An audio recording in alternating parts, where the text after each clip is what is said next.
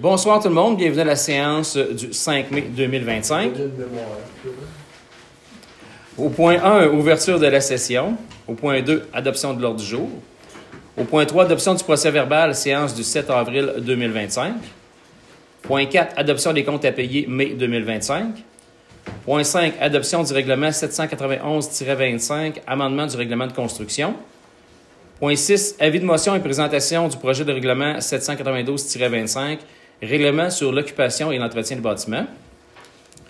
Point 7, adoption du projet du règlement 792-25, règlement sur l'occupation et l'entretien des bâtiments.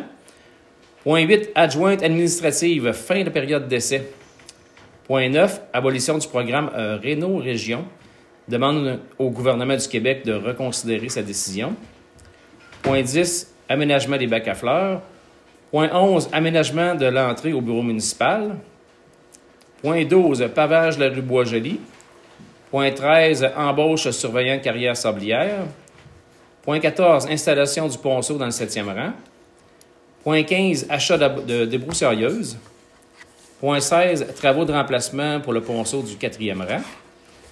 Point 17, RGMR, adoption du rapport financier 2024. Point 18, Office d'habitation, préparation à la crise du logement. Point 19, demande de dérogation numéro de lot 5 982 249, terrain A. Point 20, demande de dérogation mineure, lot 5 983 249, terrain B. Point 21, demande de dérogation mineure, lot 5 982 550 pour le 8 rue d'Aigle. Point 22, soutien à l'action bénévole Âge d'or. Point 23, Galard 2025, offre de partenariat. Point 24, Point 24, embauche, entretien ménager, petit marché. Point 25, partenaire 12-18, soirée reconnaissance. Point 26, dépôt du bilan, spectacle bénéfice de Jacques Charpentier. Point 27, participation au projet Jardin du partage. Point 28, correspondance, l'aide du Cercle des fermières de l'avenir. Point 29, période de questions. Et point 30, levée de l'Assemblée. Proposeur, M. Lalonde, Mme Couture. Point 3, adoption du procès-verbal, séance du 7 avril 2025. Mme Thérien, M. Paradis. Point 4, adoption des comptes à payer de mai 2025. C'est une liste des comptes à payer au montant de 131 966 et 72. Proposé par M. Lavallée, secondé par M. Boisvert. Point 5, adoption du règlement 791-25, amendement au règlement de construction. Il est souhaitable de retirer l'application de l'article 6.2 concernant la plateforme et ancrage d'une maison mobile qui ne repose pas sur une fondation, lorsque la dite maison mobile est située dans un terrain de camping. Il est souhaitable également de spécifier que les constructions accessoires et les bâtiments accessoires liés à une maison mobile à l'intérieur d'un camping ne peuvent reposer sur des fondations permanentes. M. Lavallée, M. Lalonde. Point 6. Avis de motion et présentation du projet de règlement 792-25, règlement sur l'occupation et l'entretien des bâtiments.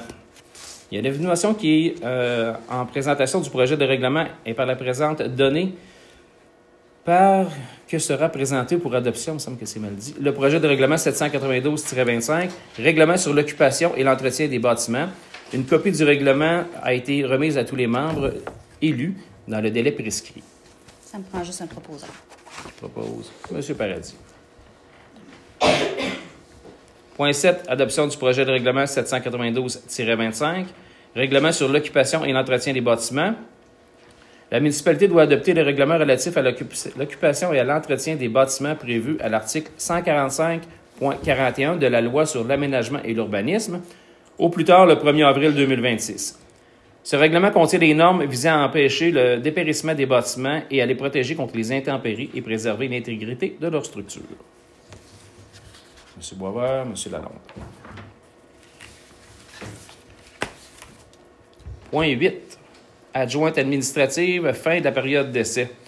La municipalité est très satisfaite du travail effectué par Mme Duchesne et la directrice générale, Mme Lemay, recommande son embauche. Il faut dire qu'elle avait une probation de 2 mois. Une période d'essai de 2 mois. M. Lavallée, M. Lalonde. Point 9. Abolition du programme Réno-Région demande au gouvernement du Québec de reconsidérer sa décision. La Société d'habitation du Québec a confirmé 2 jours après la lecture du budget 2025-2026 du gouvernement du Québec l'abandon du programme Réno-Région, un programme essentiel pour aider les propriétaires occupants les moins bien nantis de nos communautés. Ce qu'on demande, c'est de relancer le programme Réno-Région pour l'année financière 2025 et 2026 et s'engager à assurer son financement à long terme. Madame Couture, M. Lalonde. Point 10. Aménagement des bacs à fleurs. Comme à toutes les années, la municipalité souhaite fleurir le village en installant des bacs à fleurs sur la rue principale ainsi que sur la route Boisvert. Pépinière L'Avenir propose l'aménagement de 28 bacs au montant de 2 072 $ plus taxes, incluant l'entreposage des bacs à la pépinière afin de les aménager. Il faut prévoir aussi un montant de 300 $ supplémentaires pour l'achat de matériel pour les plates-bandes de la municipalité. M. Lavallée, M. Paradis. Point 11. Aménagement de l'entrée du bureau municipal. Le projet de rénovation de l'accès au bureau municipal prévu au budget 2025 pour un montant de 43 675 $. Des prêts ont été demandés pour refaire l'accès en béton entre les escaliers, les 2 escaliers incluant les rampes et autres éléments spécifiques dans la fiche descriptive de travaux. C'est Excavation Hiergeau qui a soumis le prix le plus bas au montant de 14 536,38 plus taxes. Et s'il y a besoin d'une pompe à béton, bien, il va y avoir un montant de 950 $ supplémentaires. Madame Terrien et M. Boisvert. Point 12. Pavage rue Boisjoli. Les travaux de pavage de rue Boisjoli prévus au budget 2025 pour un montant de 65 000 $. Le coût des travaux pour correction de fondation évalué au montant de 13 632,40 $, comprenant l'excavation d'Excavation Hiergeau, gravier d'Excavation Yvon Benoît, location de rouleaux compacteurs et l'achat de géotextiles. Le coût du pavage évalué à 59 202 $ par le plus bas, c'était Pavage Drummond. Le coût total du projet est évalué à 72 834,40 $, qui est aussi résolu d'affecter le surplus accumulé au montant de la dépense qui dépasse le montant du budget prévu de 65 000 $. Madame Terrien, M. Lavallée. Point 13. Embauche de surveillant de carrière sablière. La municipalité souhaite faire l'embauche d'un surveillant des carrières sablières pour 2025. M. Luc Giguère, qui a déjà occupé cet emploi, est intéressé à l'occuper pour la saison 2025. Donc, on recommande son embauche du 13 mai au 11 octobre 2025. Madame Couture, M. Boisvert. Point 14. Installation du ponceau dans le 7e rang. Il y a lieu de faire l'installation d'un ponceau dans le 7e rang afin de compléter les travaux de fossé faits à l'automne 2024. Le coût de l'installation du ponceau de 18 pouces et de 40 pieds de long est évalué à un montant de 2 247,40 $. M. Paradis et M. Boisvert. Achat de débroussailleuse. Recommandation d'achat d'une débroussailleuse Combi KM 91R permettant le débroussaillage sans projectile. Le prix de l'équipement est au montant de 790,48 $ chez Marco Mini Mécanique. M. Boisvert, M. Paradis. Point 16. Travaux de remplacement de ponceau du 4e rang. Le remplacement d'un ponceau qui a dû être effectué en urgence en avril dernier. La facture reçue d'Excavation Hiergeau pour les travaux est un montant de 14 868,39 $. On va affecter le surplus pour la Je n'avais pas noté ça. Donc, on va affecter le surplus. Madame Terrien, M. Lalonde. Point 17. RGMR, adoption du rapport financier 2024. Le dépôt du rapport financier 2024 de la Régie de gestion des matières résiduelles du Bas-Saint-François. Simplement, on le fait juste déposer. Non, on l'adopte. On l'adopte. M. Lavallée, Mme Couture. Point 18. Office d'habitation, préparation à la crise du logement. L'Office d'habitation du Centre du Québec offre un service d'aide à la recherche du logement. Ce service comprend 3 volets. Soutenir les demandeurs dans la recherche de logement, éduquer et sensibiliser la population aux bonnes pratiques en habitation, ainsi que de soutenir les ménages sans logis. Pour le volet 3, l'Office s'adresse aux municipalités afin de savoir si celles-ci refusent de faire une prise en charge des ménages sans logis ou souhaitent prendre en charge les ménages sans logis ou souhaitent confier la prise en charge au SARL. Donc, la municipalité refuse de prendre en charge les logis. M. Lalonde, M. Paradis. Point 19, demande des dérogations mineures. On va faire une correction à l'heure du jour pour le point 19. Le lot, c'est le 5 983 249 et non 982 000. Pour les deux. Le deuxième était correct. Ouais. L'autre, c'est 83. 183. OK. Demande de dérogation mineure au lot 5 983 249, terrain A. La demande de dérogation mineure pour ferme Michel Boisvert pour le 1076 5e rang. La demande a pour objectif de demander l'autorisation de créer un lot d'une superficie de 2593,3 mètres carrés, alors que la superficie minimale permise est de 3000 mètres carrés, une marge arrière de 6,6 mètres, alors que la norme est de 7 mètres. La demande découle d'une opération cadastrale afin de séparer les deux maisons de la ferme. Le CCU recommande au conseil municipal d'accepter la demande de dérogation mineure déposée. Donc, M. Lalonde et Mme Couture.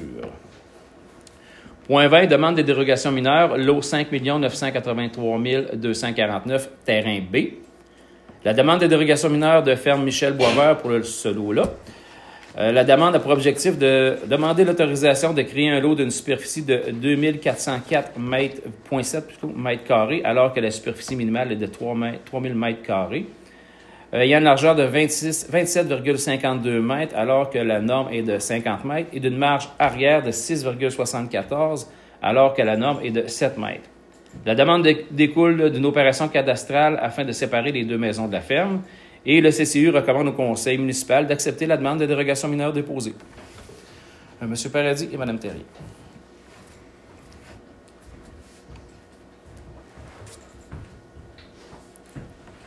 Point 21. Demande de dérogation mineure, lot 5 982 550, 8 rue d'Aigle. La demande de dérogation mineure de M. Jonathan Demers pour le... Je ne répéterai pas le numéro du lot, situé au 8 rue d'Aigle. La demande a pour objectif de demander l'autorisation de faire l'ajout d'un logement intergénérationnel ayant une superficie de 420 pieds carrés, soit 14,4 pieds carrés excédant la superficie permise. Le CCU recommande au conseil d'accepter la demande de dérogation. Mme Couture, M. Lalonde. Point 22. Soutien à l'action bénévole, l'âge d'or. Le député de Johnson, M. André Lamontagne, a remis à la municipalité un chèque au montant de 300 $ dans le cadre du programme de soutien à l'action bénévole 2024-2025 pour l'âge d'or. Cette aide financière est destinée à l'âge d'or et il y a lieu de remettre le montant de 300 $ à l'organisme. M. Paradis, M. Lalonde. Point 23. Galard 2025 offre de partenariat. Culture Centre du Québec informe la municipalité que celle-ci sera l'hôte de la 21e édition de Galard, événement annuel de reconnaissance en milieu culturel centricois. L'événement sera le 20 novembre prochain à la Maison de la Culture. Afin de préparer l'événement, Culture Centre du Québec souhaite obtenir la participation financière de la municipalité pour un montant de 1 000 $, permettant également de témoigner de l'engagement de la municipalité envers les artistes et organismes culturels de la région, et la municipalité bénéficiera d'une visibilité privilégiée. Lalonde. Mme Terrier. Point 24. Embauche, entretien ménager, petit marché. L'appel de candidature pour l'entretien ménager au centre de loisirs dans le cadre du petit marché. Le poste consiste à effectuer l'entretien ménager du centre des loisirs une fois semaine, les jeudis soirs à compter de 21 h, et ce, durant les 10 jeudis où se tiendra le petit marché. La candidature de Mme Nathalie Caillé a été retenue pour ce poste et selon le salaire établi par le conseil. Mme Terrien, M. Lavallée. Point 25, partenaire 12-18, soirée reconnaissance. Partenaire 12-18 tiendra une soirée reconnaissance le 22 mai à 17h30 au Centre des loisirs. Lors de cette soirée, plusieurs jeunes recevront un certificat et une bourse d'implication en reconnaissance de leurs actions dans la municipalité. Partenaire 12-18 invite les élus à participer à cette soirée. Il y a un coût de 15 $ par personne afin de démontrer notre reconnaissance à la contribution bénévole. Et l'ensemble du conseil est intéressé à participer à l'événement. M. Lavallée, M. Lalonde. Point 26. Dépôt du bilan du spectacle bénéfice de Jacques Charpentier. Mme Lemire va déposer à la présente séance du conseil le bilan du spectacle bénéfice de M. Charpentier ayant eu lieu le 8 mars dernier. Point 27. Participation au projet Jardin du partage. La table de sécurité alimentaire MRC de Drummond met en place un projet de Jardin du partage. Le projet propose d'implanter progressivement 50 bacs de culture dans différents quartiers et municipalités rurales visant à améliorer l'accès aux denrées fraîches et locales tout en renforçant les liens sociaux. Le projet est clé en main et ne comporte aucun frais pour la municipalité. Monsieur Lavallée. Monsieur Lalonde. Point 28, correspondance. Je vais vous lire une lettre de Mme Danielle Benoît. Objet, précision au sujet du Cercle des fermières de l'avenir. Les Cercles des fermières du Québec, dont fait partie le Cercle des fermières de l'avenir, est une association à but non lucratif et apolitique. Suite à l'intervention et au sous-entendu d'une personne présente lors de la séance du Conseil du 7 avril dernier, au sujet du partage du salaire de M. François Fréchette entre le Cercle des fermières et l'Âge d'or, je tiens à préciser que le Cercle a refusé le chèque de M. Fréchette puisque nous sommes apolitiques. Que ce soit bien clair, le Cercle des fermières L'Avenir n'a reçu aucun montant d'argent de la part de M. Fréchette pendant sa campagne électorale. Signé Daniel Benoît et Hélène Poudrier, secrétaire. Point 29, période de questions.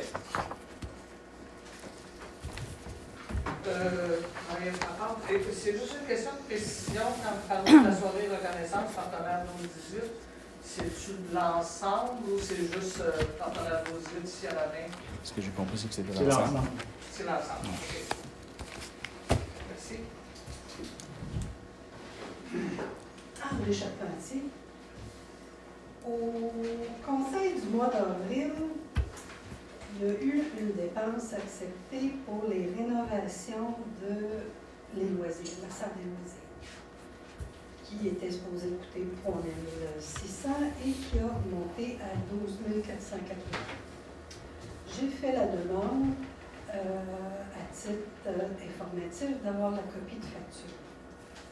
Moi, j'aimerais savoir, M. le maire et les conseillers, quand vous recevez une facture personnelle. Une facture quoi, excusez? Quand vous faites des contrats chez vous, Ouais. que vous recevez une facture avec travaux de rénovation, main-d'œuvre temps, matériel temps. On ne décrit pas ce qu'on a fait. On ne décrit pas ce qu'on a acheté de neuf et qui est supposé d'avoir une garantie. Est-ce que vous acceptez ça? Nous, on l'a accepté, puis je sais que vous semblez l'avoir sur le cœur, cette facture-là. Quand on est allé... Laissez-moi répondre à Mme Charpentier. Oui. Quand on est allé, Mme Lemire et moi, faire un tour au Centre des loisirs, la personne des travaux nous a expliqué tous les problèmes qui étaient survenus, puis vous êtes la première à vous plaindre qu'on ne met pas assez d'amour dans nos bâtisses. Écoutez, il y avait dans le plafond, il y avait des... Au lieu des fils, c'était des extensions raboutées. Il y avait de l'amour à donner au Centre des loisirs, puis on a donné le go pour le faire. Le go, c'est parce qu'au mois d'octobre, vous avez voté 3 600 et là, on est rendu à 12 000. Tout à fait. Et dans la facture, il n'y a aucune place qui est marquée de l'électricité. Est-ce que ça a été fait par un électricien?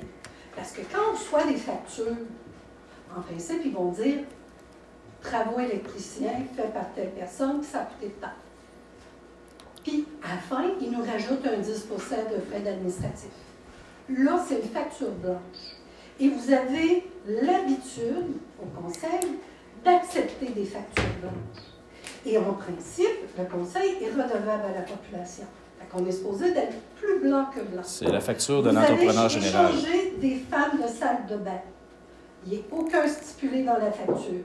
Si vous avez mis des neufs, vous êtes supposé d'avoir une facture avec une garantie. Là, c'est rien. Fait que ça, pour moi, c'est biaisé. Et c'est biaisé quand vous recevez des factures ou des demandes de dons, vous faites toujours la même chose et on vous le répète à tous les fois. C'est pas juste pour les loisirs que j'arrive avec ça. Est-ce que vous, personnellement, chez vous, est-ce que vous acceptez des factures comme ça? Peux-tu vous répondre? Oui. Dans la logique des choses, lorsqu'il y a une activité, puis qu'on voit que logiquement, pour éviter de revenir en soumission, aller chercher 3 soumissionnaires, 1 fois, 2 fois, 3 fois pour changer 2, faire des bouts de film, ce ce qu'il y a à rénover au loisir, je ne sais pas. Mais je sais que quand on a discuté, la logique dans la situation, c'est que la personne est là, est compétente pour faire la job, elle fait la job. Arrêtez-moi de l'administration, là, Désolé, monsieur Lalonde. Là. Désolé, monsieur Lalonde, je porterai plainte aux affaires municipales. Parce que de l'électricité, OK, faut que ça OK. soit une électricité. On a compris le principe. Vous allez faire une plainte. C'est bon, Correct. c'est Merci. correct, je vais faire la plainte. Est-ce que vous avez une autre question? Oui, sûrement. À la dernière assemblée du mois d'avril, le sujet sur les élections fédérales est venu. C'était légal que le maire se présente au fédéral et qu'il continue son poste à la mairie. Mais que s'il y avait un règlement pour interdire ça. Je demande comment on fait pour... Est-ce qu'il faut arriver avec une liste de signatures pour qu'il y ait un règlement dans le futur que quelqu'un qui est conseiller ou à la mairie, qui veut se présenter au provincial ou au fédéral, doit laisser son poste. Présentement, c'est réglementé par les affaires municipales. Oui. Mais s'il y a un règlement à la municipalité, ça peut être réglé. C'est de l'interne au municipal. C'est ce qu'on vous nous a demandez. dit au dernier conseil. OK. C'est quoi qu'il faut que je fasse? Vous pouvez présenter une demande écrite. C'est bon. Marie-Hélène Fafard, c'est une question d'information concernant la municipalité de Lamine est membre de la Chambre des commerces. La Chambre de commerce, oui. C'est quoi les avantages parce que j'ai fait des petites recherches, il y a 8 municipalités qui font partie de la Chambre de commerce, les autres dans la MRC ne le font pas. C'est quoi les avantages pour la municipalité de faire partie de la Chambre de commerce? L'information, On a déjà rencontré l'information. la dame. Quand il y a des projets ou des fois, il y a des entreprises qui pourraient être membres puis chercher à s'établir dans des municipalités, tout ça. Donc, on pourrait être en informé. C'est un partenariat, en fait, là, avec la Chambre de commerce. Ça fait combien d'années qu'on est membre? Je crois que c'est la 3e année. Avant ça, on était membre via la MRC, via la Côte-Part. Puis, à un moment donné, la MRC a cessé la Côte-Part, a dit que ça va être à chaque municipalité à se rentrer membre, un peu comme la FQM, c'est la même chose. La municipalité, maintenant, doit payer sa Côte-Part de la FQM. Mais mettons, à la lumière des 2 ou 3 ans, peu importe, est-ce que ça a donné quelque chose? votre question, c'est est-ce que ça vaut la peine? Est-ce que ça vaut la peine? C'est ça ma question. Moi, je pense qu'il va falloir se poser la question. Parce que vous êtes 2, je sais qu'il y a un montant quand t'es 1, 2, 4. Vous êtes 2, mais parce que tu sais, je sais que la Chambre de commerce demande de l'argent, il y a des petits cocktails, il y a toutes sortes d'affaires, mais... Il y a beaucoup de formations, mais c'est beaucoup de la formation adressée spécifiquement Parce aux que dans le fond, entreprises. je préférais mettre l'argent pour que notre DG ait de la formation au ministère des Affaires, à la Chambre de commerce. Si votre question est est-ce qu'on est pleinement satisfait? Non, c'est pour ça que je vous dis qu'on va en rediscuter. OK, je vous remercie. Ça répond à ma question. Moi, je voulais savoir, on était rendu où dans l'embauche probable d'un urbaniste ici à la ville de la Rue? Effectivement, on avait planifié ça avec la municipalité de Saint-Cyril. Saint-Cyril sont autonomes, se sont débrouillés tout seuls. Nous, présentement, on a un nouvel employé, donc le timing pour ajouter encore un nouvel employé, ce serait trop tôt. Ça va être plus vers l'automne prochain si on fait un move dans ce sens-là. On n'affichera pas le poste avant l'automne prochain, c'est certain. Puis pourquoi avec le... Je comprends pas. Là, on a présenté un nouvel employé, Ouais. donc, qui est en formation. Donc, avoir 2 employés en formation en même temps, ça ne serait pas excellent. Ça ne serait pas très productif. OK, il y a beaucoup, dans le fond, de données à donner à cette personne-là? Oui, beaucoup de formation. Encore là, ça dépend de la personne qu'on va engager. Est-ce qu'elle est à jour? Est-ce qu'elle a besoin de formation? OK. Puis est-ce que c'est vraiment... On peut vraiment se fier qu'à l'automne, on va vraiment se pencher sur la question?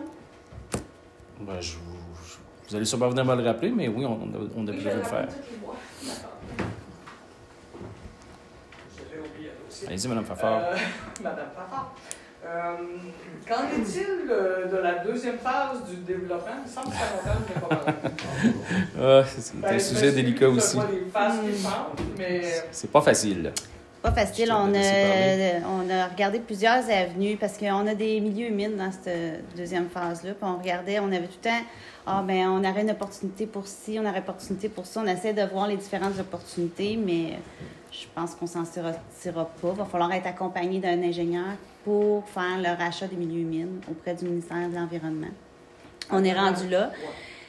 Mais parallèlement à ça, il y a la MRC qui a fait l'embauche via une subvention d'un aménagiste pour regarder la capacité d'accueil, optimisation de la capacité d'accueil des municipalités. Puis là, on est là-dedans. Puis lui, ce qu'il fait, c'est nous sortir tous les terrains ou toutes les opportunités, soit réglementaires et tout ça. C'est ce que j'avais vu dans le journal que l'avenir allait... Exactement. On a fait une première séance de travail qui est ressortie avec beaucoup une grosse séance de travail qui est ressortie avec beaucoup d'éléments. On a une rencontre de prévue, là, c'est à la fin mai, avec lui pour faire un peu le résumé de tout ça. C'est toi ou tout le conseil? Bien, c'est moi avec tous les membres du conseil qui peuvent être présents. Disponible, OK. Tout à fait.